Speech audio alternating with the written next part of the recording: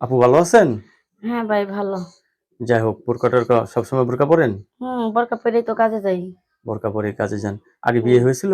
বিয়ে হইছিল। যাই হোক, স্বামী নিয়ে থাকেন না? না স্বামী চইলা গেছে গা। কি দোষ ছিল স্বামীর? স্বামীর সাথে ডিভোর্স হয়ে গেল? ডিভোর্স হয়ে গেছে আমার ফালাই থুয়ে আরেকটা বিয়ে করছে। আপনাকে ফালাইতে আরেকটা বিয়ে করছে। হুম, সতীনের ঘরে থেকে ওখানে একাই ভালো আছেন? একাই ভালো আছি। আচ্ছা, সংসারে কে আছে? আপনার বাবা-মা ভাই-বোন কেউ আছে? বাবা নাই, মা আছে, ছোট একটা বোন আছে। ছোট একটা বোন আছে। এই নিয়ে জীবনযাপন আপনার না? হুম, লেখাপড়া করছেন কিছু?